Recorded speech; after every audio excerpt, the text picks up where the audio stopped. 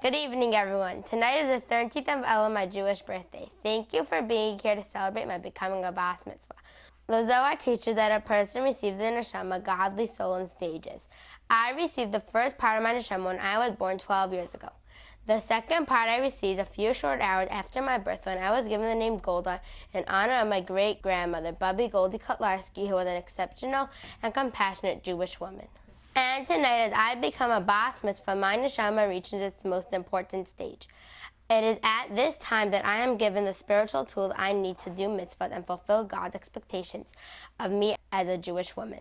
I am so lucky to have my grandparents and parents as my role models.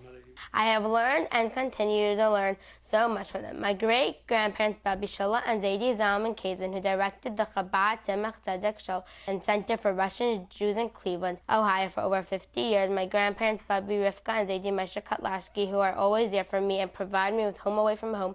And Babi and Zaidi Wallach from Montreal, who I love so much. I would also like to mention Zaidi Lali Kotlarski, who passed away this year, and my great-great-grandmother, Babi Mayasha Gorelik. They have all given me the keys to the treasure chest of life. They inspire me, and I feel so grateful to have such wonderful people to emulate. Now you can understand why I chose the treasures of life as the theme for my Bas Mitzvah.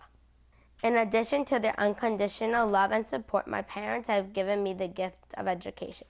Through my education at home, school, and camps that they have sent me to, I have been given access to many treasures of life. I will now share some of my treasures with you. Hashem has granted all of us with so many gifts and treasures in life that it is easy to forget to appreciate and enjoy each and every one of them. When a jeweler is in a room full of sparkling gems and diamonds, he or she can easily become blasé and forget how truly valuable every stone is. So too, we are all surrounded by many diamonds in life, but we should never become blasé, chas v'shalom. Allow me to share with you some precious gems. We should savor their beauty, enjoy their inspiring brilliance, and let their light fill our hearts one at a time. The first precious gem is my neshama. When I do Hashem mitzvahs, I enhance this precious part of godliness that was given to me and connect myself even more strongly with Hashem. One mitzvah that is dear to me is Birkat Cholim, and especially visiting elderly people in our community. I don't know why, but the elderly people like to hang out with me. They are much older than me, and I learn so much from them. Some have had difficult lives, but still smile so brightly and happily. Others impress me with their emunah, their belief that everything in life is dictated by Hashem. Another mitzvah that is precious to me is baking challah. The heavenly scent of warm challah is one of the signs that Shabbos is soon coming, which is my favorite day of the week. Challah is one of the 3 special mitzvahs given to women, and I have been braiding challahs for my mother for a long time. In case you want to learn how to do a 6th braid, come over and I can give you a tutorial. When I do these mitzvahs that I love, I enable my neshama to shine. A most important gem in my treasure chest is my connection to the Lubavitcher Rebbe, in whose path I strive to follow every day. A story is told of a lady who came to the Rebbe to receive a blessing and $1. At the time, the Rebbe was over 90 years old and had been standing on his feet all morning handing out dollars.